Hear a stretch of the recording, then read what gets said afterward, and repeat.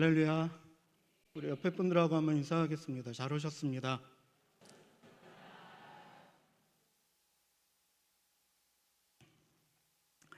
오늘은 청년 주일입니다. 청년 주일로 우리가 하나님 앞에 예배를 드리고 있습니다. 요즘 청년들이요, 정말 어려운 시기를 보내고 있습니다. 여기서 마음만은 청년이다, 청춘이다 해서 우리 나이가 이제 지긋하신 어르신들은 그냥 나이 어리고 젊고 예쁘고 멋지고 한 그 시절 자체가 좋은 거지 하면서 가볍게 생각하실 수도 있는데, 지금 현재 2025년도 현재 청년들이 겪고 있는 상황이 결코 녹록지가 않습니다. 많이 힘든 시기를 겪고 있는데, 현재는 이제 고물가 시대고요, 그리고 저성장 시대이고 고학력 시대이며 무엇보다도 이제는 개천에서 용날 수 없는 시대라고 이야기를 합니다.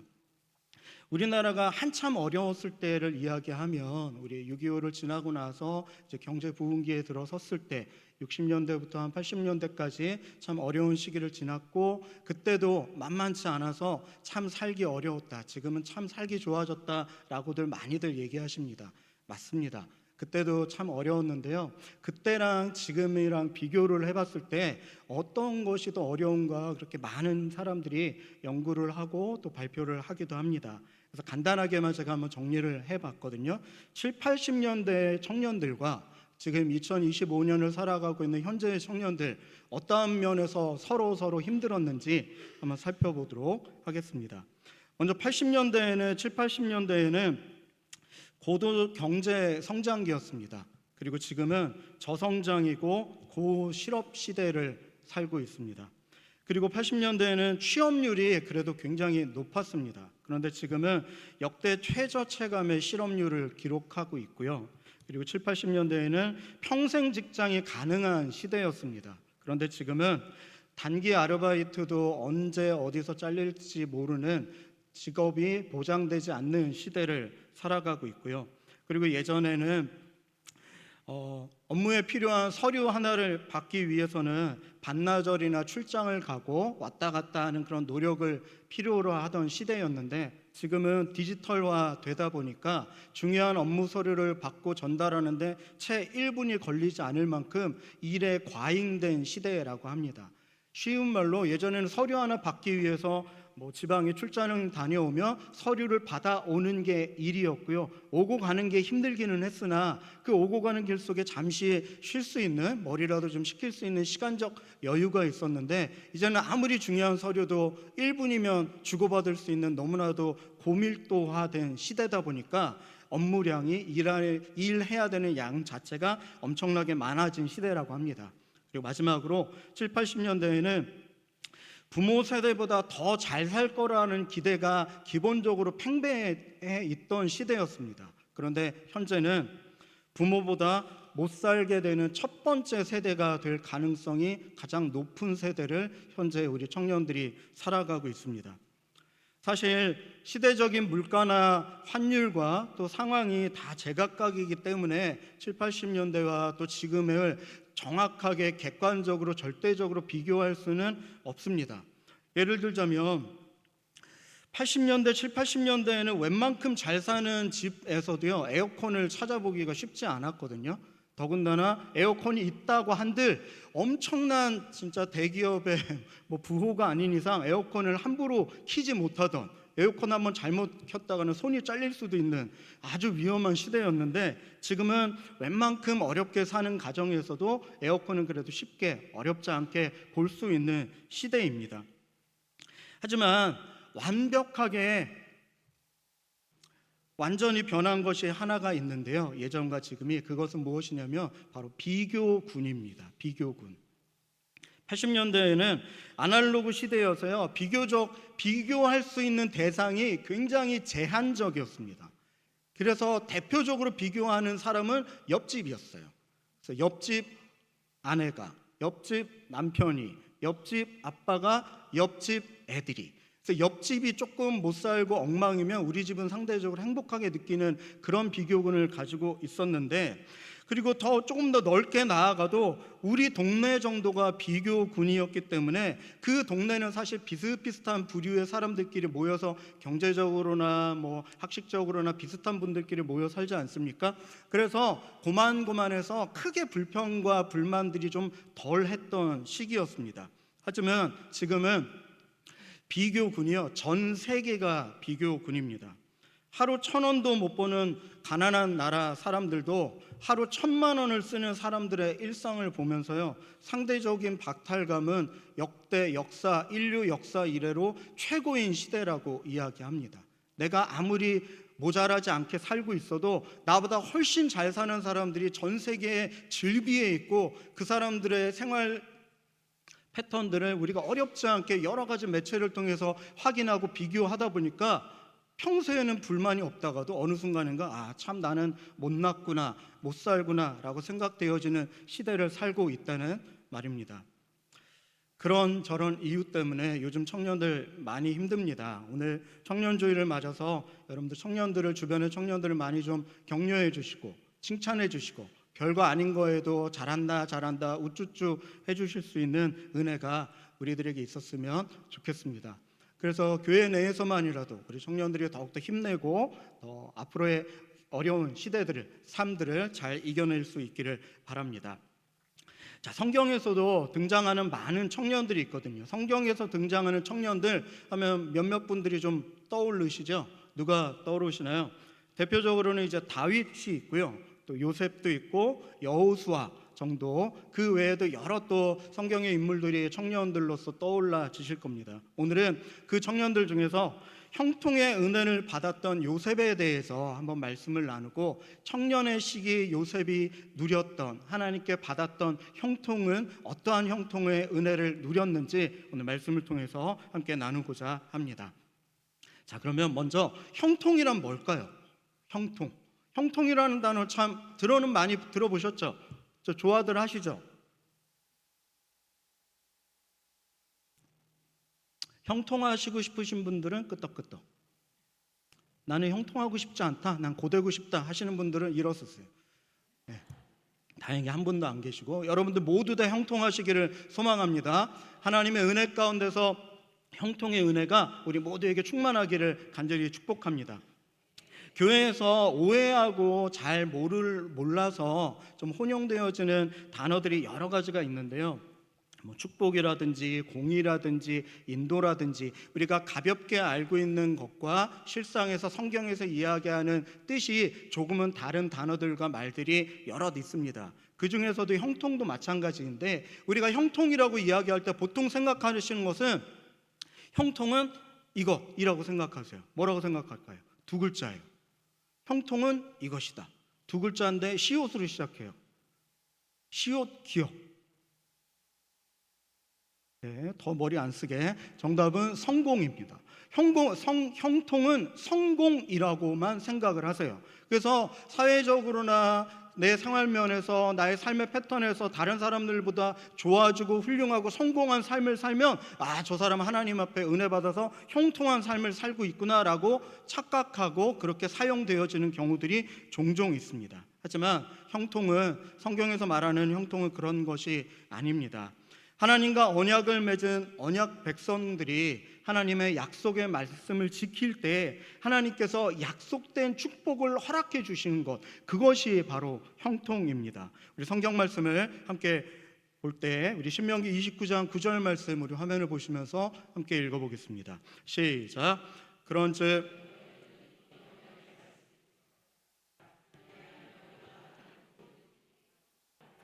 아멘. 하나님께서 허락해 주시는 형통을 이야기할 때 빠지지 않는 성경의 인물이 하나 등장을 하는데, 그 사람이 오늘 본문의 주인공인 바로 요셉입니다. 그런데 요셉의 인생 중에서 대부분 마지막 시기를 가리켜서 형통한 것으로 생각을 합니다. 그러니까 요셉이 성경에서 태어나서 죽을 때까지 전 인생이 기록되어져 있는 몇 안 되는 성경의 인물 중에 하나가 요셉이거든요. 태어났을 때부터 죽을 때까지의 삶이 성경에 다 기록이 되어져 있습니다. 그런데 요셉은 형통한 사람이라고 우리가 기억을 하고 말씀을 통해서도 여러 번 들었습니다. 근데 그 모든 생애가 요셉이 형통했다라고 생각하지 않고요, 요셉이 언제 형통했느냐라고 생각할 때 보통 마지막 순간을 떠올린다라는 사실입니다. 왜냐하면 우리가 생각하는 관점에서 요셉이 형통한 때는 애굽의 국무총리가 되어서 부와 명예를 호령하고 하던 시대, 더군다나 하나님께서 그 요셉을 통하여서 수많은 어려움들을 극복하게 하시고 세상적으로나 그리고 성경적으로나 하나님까지도 돋보이게 하셨던 정말 성공적인 삶을 살았던 그 요셉의 마지막 순간을 우리가 기억하면서 와, 요셉은 참 형통했구나, 나도 저런 형통의 은혜를 받았으면 좋겠다라고 생각을 하는 경우들이 많이 있습니다. 하지만 앞서서도 말씀드린 것처럼 하나님께서 우리에게 말씀해 주신 형통은 세상적인 성공이 아니라는 사실입니다.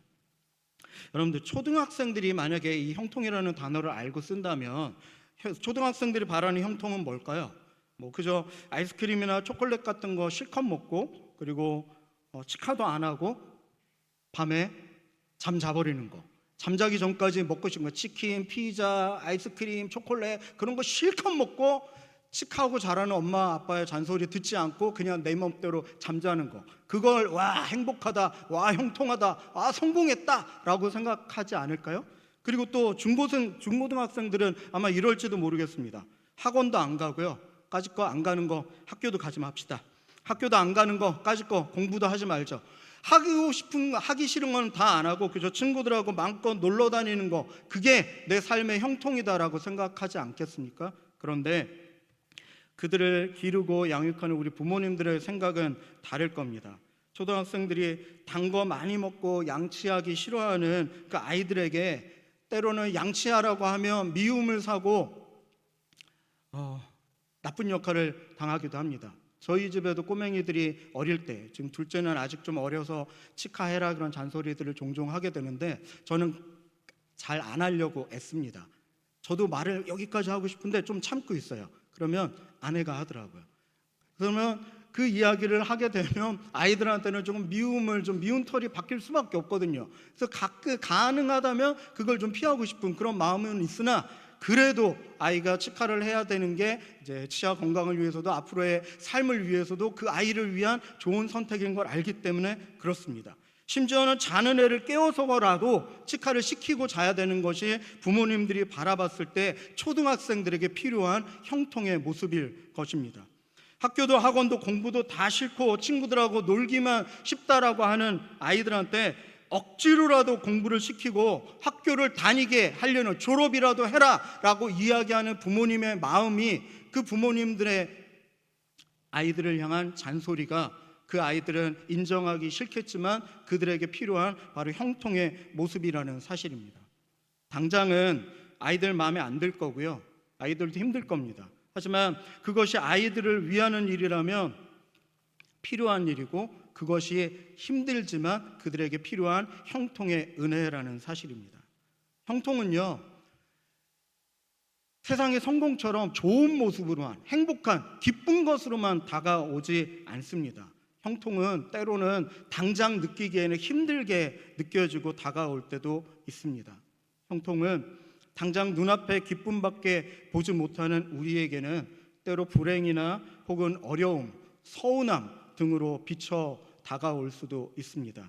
하지만 나의 온 인생을 나보다 잘 아시고 계획하시고 지금도 함께 하시고 인도하시는 그 하나님께서 지금 나에게 딱 필요한 만큼 하나님과 함께 살아갈 수 있도록 이끌고 인도하시고, 때로는 그것들이 나를 어렵게 하고 힘들게 한다 할지라도 나를 도와주시고 이끌어 가시는 그 은혜가 바로 형통의 은혜라는 사실을 기억할 수 있기를 바랍니다.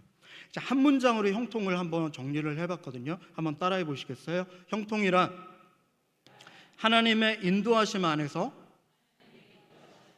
하나님과 동행할 때 누리는 내적 평안, 삶의 진전, 이것입니다.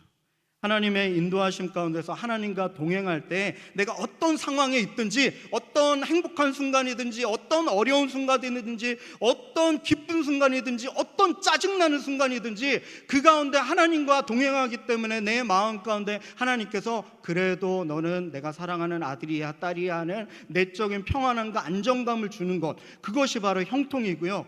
그 내적인 평안을 누릴 때 내가 어려운 순간이어도 지금보다는 조금 더 나아질 수 있는 삶의 나아짐, 삶의 진전을 허락하는 것이 바로 형통이라는 사실입니다. 그러면 어려울 때도 우리에게 형통하게 하실까요? 우리가 행복하고 누구나 알아챌 수 있는 성공적인 형통이라면 우리가 어렵지 않게 누구나 다 발견하고 알아볼 수 있을 텐데, 우리가 어려울 때도 하나님께서는 우리를 형통케 하실까? 아니, 어려울 때 하나님께서 함께 하신다는 형통은 도대체 어떤 것일까? 우리 두 번째로 함께 살펴보도록 하겠습니다. 좋을 때의 형통은요, 바로 알아차리는데 크게 어렵지 않습니다. 하는 일이 잘 되고요, 더 건강해지고요, 공부를 하면 성적도 쑥쑥 오르고요, 그리고 회사에서도 일을 하면 내가 일하는 프로젝트들이 대박이 나고, 그렇게 좋아지는 일들은 하나님께서 와 도와주셨구나, 형통케 하셨구나 알아채는데 그렇게 어렵지 않습니다. 그런데 힘들 때, 어려울 때는 도대체 하나님께서 나를 도와주시는 건지, 함께 하시는 건지, 나를 형통케 하시는 건지, 도대체 형통이 뭔지 그거를 발견하기도 어렵고 잘 모르겠는 것이 현실입니다. 하지만 하나님의 형통은 언제나, 특별히 어려울 때도 우리에게 형통으로 함께해 주십니다. 요셉도 하나님께서 형통한 자라고 이야기하셨는데, 여러분 오늘 본문에도 보시면 요셉을 형통한 자라고 이야기하고 있지 않습니까? 그런데 오늘 요셉의 본문의 상황을 여러분들 한번 면밀히 살펴보셔야 될 겁니다. 요셉은 총리가 되었을 때 형통했다고 하지 않았고요, 지금 또 애굽과 근방 나라들의 기근에 의한 패망을 막고 그런 엄청난 업적을 이루었을 때 형통했다라고 하지 않았습니다. 요셉이 종이 되었을 때 형통했다라고 말씀하고 있는 성경의 그 관점을 우리가 유심히 살펴봐야 할 것입니다. 사실 요셉은 형통한 사람이었는데요, 조금 모자란 것도 있는 사람이었습니다. 요셉의 모자람이 무엇이었냐면 남들을 배려하는 배려심이 없는 사람이었습니다. 그리고 요셉은 굉장히 이기적인 사람이었거든요. 우리 창세기 37장 7절부터 8절 말씀을 우리 화면을 보시면서 함께 읽어보겠습니다. 창세기 37장 7절입니다. 시작.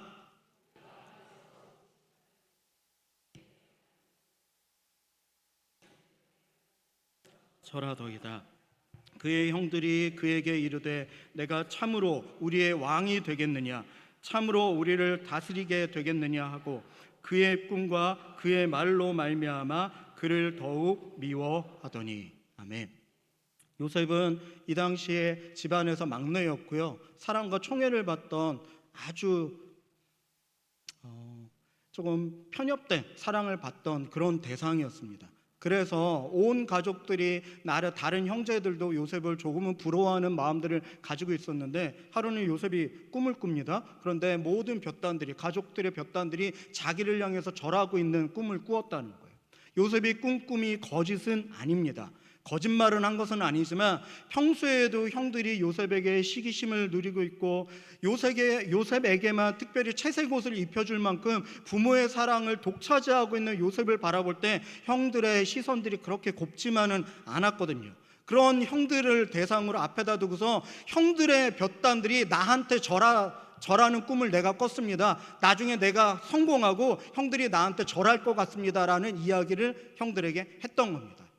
모르겠지만 요셉이 이때 이 말을 할 때 형들을 놀리고자 하는 나쁜 마음을 가지고 한 것은 아닌 것 같습니다. 그냥 너무 순박했던 거예요. 그저 남들을 배려할 줄 모르고 그저 내 기쁨과 내가 꿈꾸미 신기했던 것, 그것에만 집중해서 형들이 느낄 서운함과 화남과 짜증을 비춰 염두하지 못했던 것 같습니다. 그래서 요셉에게 이러한 부족한 점이 있었던 거예요.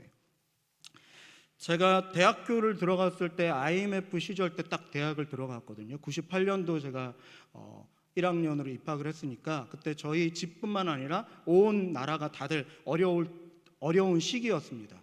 그래서 대학 등록금을 한 학기 한 학기 채워가는 것들이 너무너무 힘들었습니다. 그래서 제 시간에 대학 등록금을 내본 적이 거의 없어요. 항상 미루다가 이제 잘리기 직전이다 할 때 어떻게든 돈이 마련돼서 냈었던 때가 있는데, 때는 제가 한 2학년 때쯤으로 기억을 합니다. 군대에 아직 가기 전인데 하루는 이 대학 등록금을 마련을 못 해가지고 이제 제적될 상황에 처해가지고 교무과에 불려가고 뭐 이름을 호명되고 연락 오고 하던 시기였어요. 그것 때문에 고민을 막 하고 있는데, 제가 같이 지내던 친한 친구가 있었습니다. 대학 친구가 제가 걱정하고 근심하고 있는 걸 보더니 물어보는 거예요. 무슨 일 있냐고. 그래서 이러이러해서 지금 아직 대학 돈이 모자르고 돈이 없어가지고 등록을 아직 못했다. 그랬더니 그 친구가 뭐라 했냐면, 야, 돈이 없으면 은행에서 돈 찾아서 내라고 얘기하는 거예요. 어이없으시죠? 저만 화가 난 게 아니었죠. 욕할 뻔했어요. 그 순간에 여기까지 올라오는 거를 간신히 참고, 나중에 알게 되니까 얘는 어려운 삶을 살아본 적이 없는 거예요. 돈이 없어 본 적이 없는 친구였습니다. 뭐 그렇게 대단하게 부유한 친구는 아니었지만 등록금이 없어서 뭐 학교 등록금을 못 내본 적은 없는 그런 친구이다 보니까 제 어려움과 마음, 돈이 없는, 등록을 못할 정도로 돈이 없다, 그런 상황 자체를 알지 못하고 이해하지 못하던 친구였어요. 그래서 나쁜 마음은 1도 없었고 정말 걱정되는 마음으로, 야, 지금 네 수중에 돈이 없으면 은행에는 돈이 있을 거 아니야, 그 은행에서 돈 찾아서 내, 그러면 되겠다 라고 아주 해맑게 이야기를 했던 겁니다. 그러나 별거 아닌 말로 했던 말에 저는 엄청나게 상처가 됐고 한 일주일 동안 그 친구랑 말도 안 하고 피해 댕겼던 기억이 납니다. 요셉도 약간 이런 개념이었던 거예요. 나쁜 마음은 아니었으나 다른 사람들을 배려하고 그 다른 사람들을 통하여서 다른 사람들이 여러 가지 상처되는 마음을 가질 것이라는 것들을 미처 발견하지 못하는 이기적이고 배려심이 없는 사람이었습니다. 불행 중 다행인 것은 하나님께서 이런 요셉을 버리시지 아니하시고 사랑하시고 함께 하셨다라는 겁니다. 그래서 이 요셉을 포기하지 않으시고 내버려 두지 않으시고 이 요셉을 고쳐서 쓰시겠다고 마음먹으시고 그 요셉을 고쳐 나가셨던 거예요. 요셉이 교만하여서 형제들을 배려하지 못하고 무례한 사람이었을 때 그의 삶에 어려움을 주셔서 찰나적인 세상의 성공에 매달리는 것이 아니라 노예가 된 순간에도 오직 하나님만이 자신을 도우시며 함께 하시며 하나님이 함께 하실 때 그 은혜를 누릴 수 있는 사람이 될 수 있는 것들을 비로소 요셉에게 어려움을 통해서 알게 하셨던 것입니다. 그 과정들을 통해서 나중에 가서야 이 요셉이 형들을 붙잡고 펑펑 눈물을 지으면서 형들이 나한테 미안해할 것이 없다라고 고백하는, 다른 사람들을 돌아볼 수 있는 배려의 사람으로 거듭나게 되었던 것입니다. 요셉이 종의 신분이었을 때, 요셉이 가정을 떠나서 당장 살 수 있을지 없을지도 모르는 위험한 상황일 때, 당장 내일 죽을지 오늘 죽을지도 알 수 없는 그러한 순간에 하나님께서는 요셉과 형통하셨고, 그 요셉의 형통은 그 어려움을 통하여서 요셉을 더 나은 사람으로 만드시는 은혜를 허락하셨던 것입니다. 어찌 보면 어려운 순간의 형통이 더 빛나는 은혜의 순간이지 않을까 싶습니다. 현재 일본이 쌀이 되게 모자란다고 하네요. 그래서 쌀이 모자라서 비싸지고 난리라고 합니다. 그래서 개인적으로는 비행기를 타고 우리나라까지 넘어와서 우리나라에서 이제 쌀을 사가지고 돌아가는 사람들도 제법 많다고 뉴스에서도 이야기하는 것들을 보았습니다. 쌀을 수확하려면요, 여러분들, 쌀이 한순간에 딱 만들어지지 않잖아요. 쌀이 수확을 하려면 최소한 몇 년이 얼마의 시간이 걸리나요?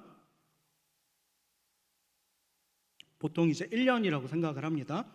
겨울 휴지기는 빼고 나서. 근데 이 1년 동안에 쌀을 수확을 하려면 모내기도 해야 되고요. 그 모내기 한 것들이 쌀이 잘 자랄 수 있도록 물도 고랑을 파서 물도 대야 되고요. 그리고 잘 자랄 수 있도록 비료도 주고 거름도 주고, 또 병충해도 예방을 해야 되니까 해충을 막기 위해서 농약을 뿌리기도 하고 그 병충해를 예방할 수 있는 여러 조치들을 하기도 합니다. 그러면서도 정말 1년 내내 많은 시간 기다려야지만 가을에 추수를 할 수 있게 되는 것입니다. 그래서 마지막에 가을 때 벼를 드디어 수확하고 그 수확의 기쁨을 누리게 되는 것입니다. 사람들은 보통 벼를 수확하여서 성공하는 그 순간만을 기대하면서 꿈꾸지만 사실 벼가 되어서 쌀이 되어지는 그때까지 수많은 어려움과 고생의 순간을 지났기 때문에 우리가 맛있게 먹는 그 쌀과 벼가 수확을 맺을 수 있는 것입니다. 많은 청년들이 현재 어려움의 순간을 겪고 있습니다. 지금이 수확의 시기였으면 참 좋겠는데 지금 수확의 시기가 아니라 그저 모내기의 시즌일 수도 있어요. 그리고 병충해의 순간일 수도 있고요. 태풍이나 혹은 가뭄 때문에 메말라서 내가 열매를 맺을 수는 있을지 없을지 그것조차도 분간할 수 없는 아주 힘든 시기, 그러한 순간일 수도 있습니다. 하지만 이 어려운 순간에도 하나님께서 우리에게 준비하신 형통이 있다는 사실을 꼭 기억하시고, 하나님은 어려운 때에도 그 어떠한 때에도 우리에게 최선의 인도하심으로 우리와 함께 하신다는 사실을 기억하시고 우리를 형통케 하시는 그 하나님을 잊지 않는 우리 모든 성도님들 될 수 있기를 축복합니다. 이제 마지막으로 형통의 가장 중요한 요소를 나누도록 하겠습니다. 하나님께서 형통의 은혜를 우리에게 주시는데, 하나님께서 형통의 은혜를 주시는 가장 중요한 요소, 형통의 진가는요, 바로 함께 하심입니다. 함께 하심이 형통의 진가입니다. 성경은 분명하게 말씀합니다. 하나님이 요셉과 함께 하셔서 형통한 자가 되었다라고 말씀하고 있습니다. 우리 본문 39장 2절 말씀 같이 한번 읽어보겠습니다. 39장 2절입니다. 시작. 여호와께서 요셉과 함께 하심으로 그가 형통한 자가 되어 그의 주인 애굽 사람의 집에 있으니. 아멘. 하나님께서 요셉과 함께 하셔서 지금 요셉이 종의 신분이고, 그리고 요셉이 지금 예전보다 훨씬 나빠진 상황이고 어려워진 상황임에도 불구하고 하나님께서 함께 하셨기 때문에 요셉이 형통한 자가 되었다, 요셉은 형통하다라고 말씀하고 있는 것입니다. 또 놀라운 사실은 요셉이 하나님과 함께 하셔서 이 형통한 자가 되었다는 것을 이 요셉만 아는 것이 아니라 하나님을 알지 못하는 요셉 주변에 있는, 심지어 요셉의 주인이었던 사람들까지도 알고 있었다라는 사실이죠. 우리 이어서 3절 말씀 39장 3절 함께 읽어볼까요? 시작. 그의 주인이 여호와께서 그와 함께 하심을 보며 또 여호와께서 그의 범사에 형통하게 하심을 보았더라. 아멘. 이 당시 요셉은요, 종이었고요, 노예였습니다. 더군다나 외국인이었고요, 나중에는 죄인까지 되는 사회에서 더 낮아질 수 없는 가장 낮은 자리에 있는 가장 보잘것없고 비천한 사람이 요셉이었음에도 불구하고 그 하나님께서 그 요셉에 함께 하시니까 그 요셉의 어려운 순간에서도 하나님과 하나님으로 인하여서 형통하였던 그 은혜를 요셉뿐만 아니라 주변 사람들까지도 보게 되었던 것입니다. 어려운 순간에도 하나님께서 우리를 도와주심으로 분명히 형통케 하십니다. 또 모세의 뒤를 이어서 이스라엘을 이끌고 또 가나안을 정복해야 되는 귀한 사명이 주어진 여호수아를 여러분들 기억하시죠? 그 여호수아의 여정이 인간적으로 봤을 때는 절대 수월한 일정이 아니었습니다. 우리 여호수아 1장 8절 말씀 같이 읽겠습니다. 시작. 이 율법책을 내 입에서 떠나지 말게 하며 주야로 그것을 묵상하여 그 안에 기록된 대로 다 지켜 행하라. 그리하면 내 길이 평탄하게 될 것이며 내가 형통하리라. 아멘.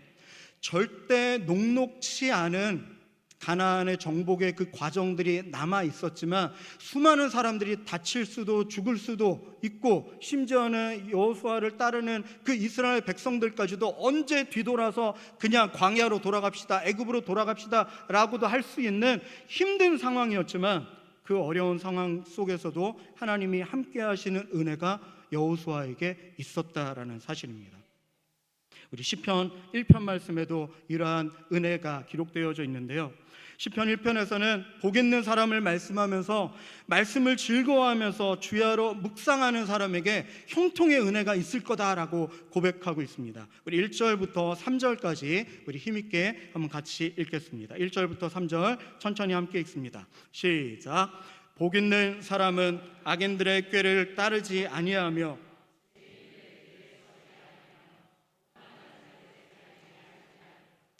오직 여호와의 율법을 즐거워하여 그의 율법을 주야로 묵상하는도다.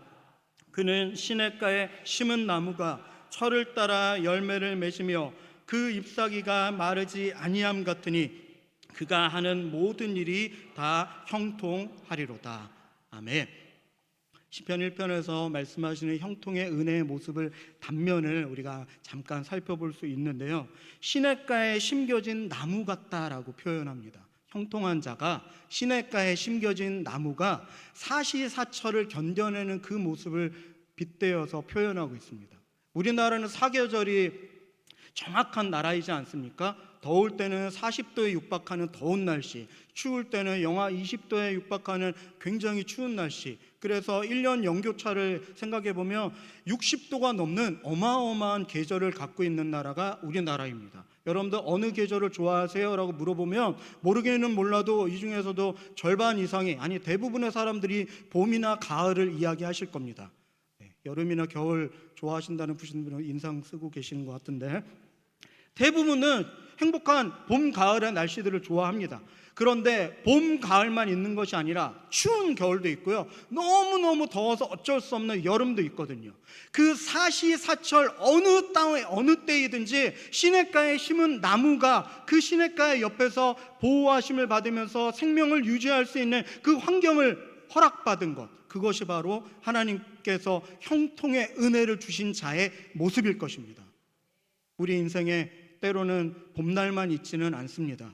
추운 겨울도 있고요, 너무너무 더워 지칠 것 같은 여름도 있고, 또 선선한 바람이 불어서 살 것 같고 행복한 가을도 있지만, 또 얼마 지나지 않아서 차가운 바람이 매섭게 몰아치는 겨울을 또다시 맞이하게 됩니다.